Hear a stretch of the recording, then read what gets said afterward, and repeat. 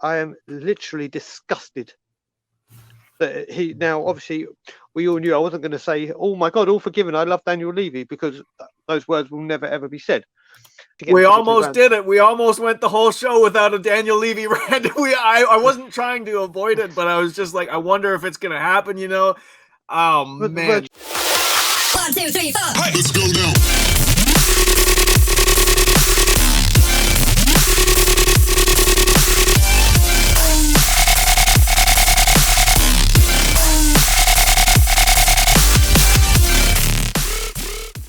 Na na na na na na na na na na. We want Enoch out, we want Enoch out. Okay, now just before we go, Brian, I have to take advantage of this graphic because we do have. Thank you for someone in the comments for pointing this out, but we have breaking news.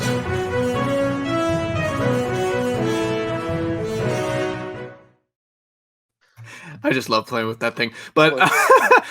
We have a chairman's message, and I am reading this for the first time, so please forgive me.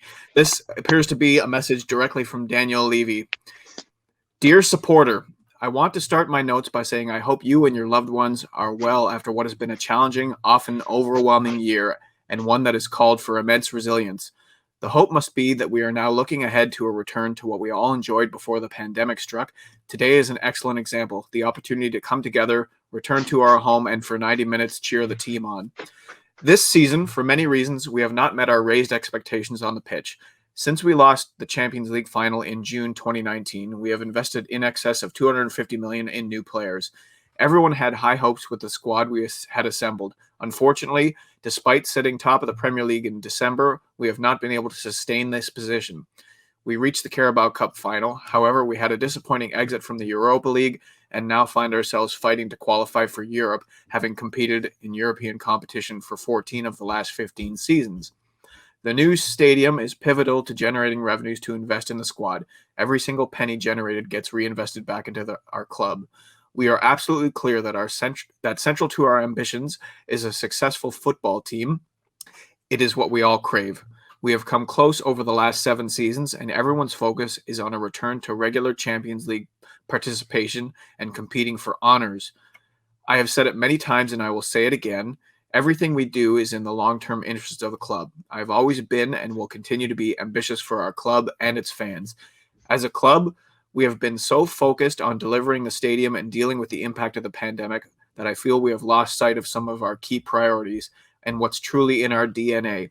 Our work in the community and with the NHS is an example of when we get it right, but we don't get everything right. It has never been because we don't care about or respect you, our fans. Nothing could be further from the truth. We have announced that we shall establish a club advisory panel that we believe will provide wide, authentic representation and ensure our fans are at the heart of club decisions, with the chair to be appointed annually as a non-executive of the board with full voting rights, a first for any Premier League club. We shall focus on the recruitment of a new head coach. We are acutely aware of the need to select someone whose values reflect those of our great club and return to playing football with the style for which we are known, free-flowing, attacking, and entertaining, whilst continuing to embrace our desire to see young players flourish from our academy alongside experienced talent. It has been evident all season just how much we have missed your presence in the stands. It is a huge lift for all of us to have our final home game of the season with so many of you back here to support the team. I want to thank you all for your tremendous support as always this season, despite having to watch much of it from afar, both here and around the world. The players and coaches will show their appreciation at the final whistle, and thank you for your fantastic support in such extraordinary circumstances. I want to give my thanks to Ryan Mason and the coaches, Chris Powell, Nigel Gibbs, Ledley King, Michael Vorm, and Perry Suckling, who have stepped in to lead the team through the end of the season, and to our players. They have had to continue to perform and be professional during times when they and their families have also been affected by the pandemic. I shall also like to thank our staff for their continued hard work in often trying circumstances. Whilst many enterprises ceased to operate, they continued to deliver football matches and drive off-pitch digital and virtual projects. I urge everyone to get behind the team as we look to finish the season strongly and hopefully secure European football again next season. I hope you and your families have a great summer break and that we welcome you back in August to a full capacity stadium. We are all part of the Spurs family, and together we are stronger. Yours, Daniel. Brian, what is your impression of that statement? Just when I think this man can't stoop any lower, just when I think, like you said, you and me, we wake up every day dreading that something's being said at the club and doing at the club. If possible, I hate the man even more.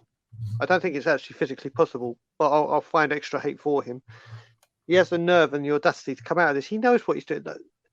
He could have come out of this statement at any time whatsoever, but he brings it out, and I know that why it's come out is because that'll be his final message in the program notes. It's broke. That'll be his final program notes. But he could have come out of this at any time. And at this point, I think it's the first time he's mentioned anything to do about COVID and people's families. He's pulling on people's heartstrings. He's trying to soften the blow. He knows what's coming his way. I am literally disgusted that he now, obviously, we all knew I wasn't going to say, oh my God, all forgiven. I love Daniel Levy, because those words will never, ever be said. I can't even find a word to describe the hatred I have for him. I honestly, I don't.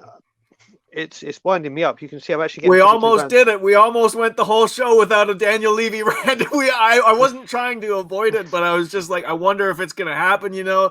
Oh man! Well, do you know what this just goes to show, Cody? Like we were talking about the Levy in, Levy out before. We had this discussion, yeah. Now we all know that I'm known for the Levy rants, the Levy this, the Levy that.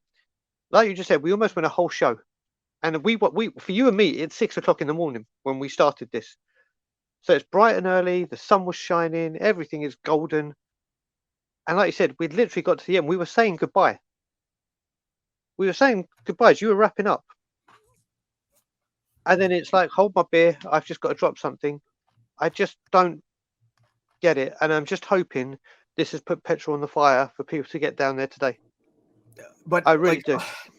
Okay, so one thing about these statements is that I like to read them like 4 and 5 times. So having read it just the first time, it definitely feels like there is some serious damage control being attempted here by Daniel Levy. And like some people have said in the comments, I'm sorry, it's too little, it's too late. Dara's got it on nail on the head. What? You cannot wait until the world is on fire around you to try and put it out, Like, I'm sorry, this is just so disingenuous. To just sit here and try and speak words that fly in the face of everything that you've actually done in terms of actions. I'm sorry. Actions speak louder than words, Daniel Levy. I do not accept this. I do not accept this statement. No way. It's just damage control. It's just, what a load of bullshit is my first impression. Like, we need to, he's just focusing on, look at all the good things that I am doing. It's not all bad. We're trying. Trust me, we are trying to do things right on the football side of things. By the way, now it's time for everybody to come together. We're stronger together. Yep. Yeah? Well, why don't you fucking unite us with a good football team? Why don't you unite us with a moment like Leicester City just had with the FA Cup? Why don't you unite us? Right? So you're the one that's fucking dividing us. You're the one. So he's even come out. This is why, the comments are exploding as this statement has come. Do you know what? You had the right person on this show for that news to break with me. But do you know what? He's openly admitted 250 million has been spent badly. So why, followed by that statement, is it not Steve Hitchen has lost his job? He's even come out and said, we spent very, very badly. Whose job is it to spend that money wisely? So again, it's smoke and mirrors. He's come out and said it. Yeah, we spent 250 million badly. Well, what would have made people stood up more? Him saying, yeah, we need to unite and we spent 250 million badly, we're going to make it better. Or if that breaking news statement has said Steve Hitchen has been fired by Tottenham. How stupid does this guy think we are? Honestly, this is just this is just blunder after blunder. It's almost hilarious because like this just screams that this is just a reaction to the apology, right? Yep. They came out with that nameless, faceless, disingenuous apology, and they got all these people that reacted like we did, you know, like it was condescending and it was deflecting and it was blame pointing and it was everybody else's fault except theirs. And now that they've seen this reaction, this is what they come out with. It's just a knee-jerk reaction to the circumstances that they have created for themselves. And it's, I don't know, I'll have to read this a few more times to like formulate a more articulate opinion on it.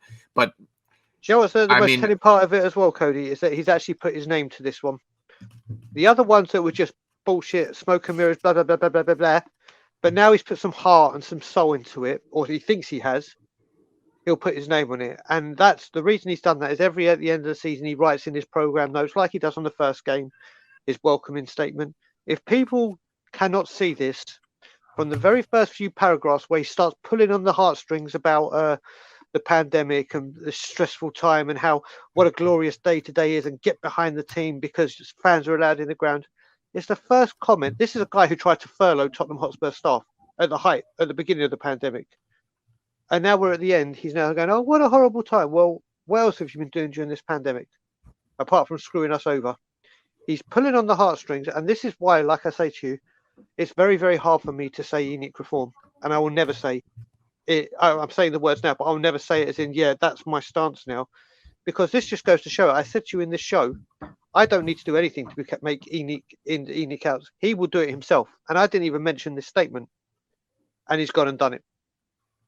And you can see in these comments, it's everyone can see, or I say everyone, the people that have been Levy out or ENIC out or whatever. This is just, I mean, like you said, I'm waiting for you to read it a few times and then see your next tweet. That's going to be the interesting one. But it's just shambolic, pathetic. Honestly, he's playing the victim here. That's what he's doing, right? Yep. You know, putting his name on it, like this is actually like a sign of weakness. I think this is an admission that he is under attack, and so now is the time because he's backpedaling. He's like a boxer that's been dealt a blow on his chin. He's just falling back into the ropes here and trying to swing back and try and control the narrative a little bit more. This is yeah. We seek to unite everyone. What a load of crap. Yep. Yeah. Okay. Well, you know what? We've gone over time now.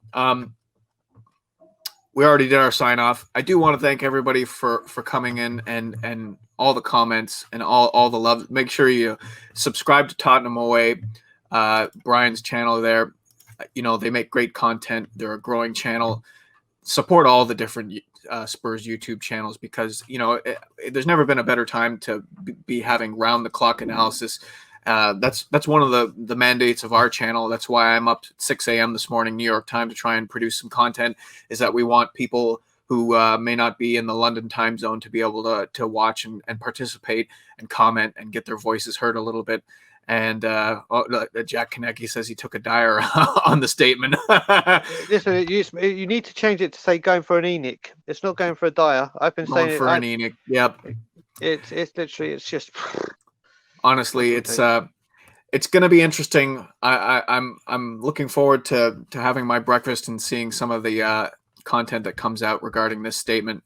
And yeah, well, it's certainly nice to see that we're having an effect on him because that's what I take from that statement. But this has been episode 2 of Mourning TeaHFC. Thank you so much for tuning in. Like, subscribe, and subscribe to Tottenham Away. We will see everybody next time. Take care. Levy. 1, 2, 3, 4. Let's go now.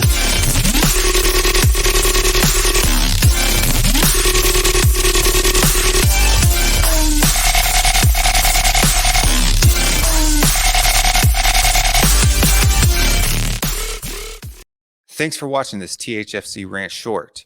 If you want to watch the full-length version of this stream, make sure to find it in our streaming playlist.